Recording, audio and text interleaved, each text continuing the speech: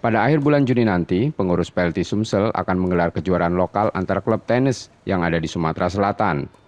Rencananya kejuaraan ini akan diikuti oleh para peserta pemula yang belum pernah mengikuti pertandingan tenis secara resmi.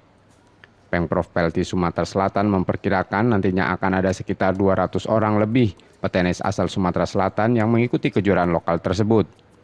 Kejuaraan lokal ini sendiri diharapkan mampu menggairahkan olahraga tenis di Sumatera Selatan.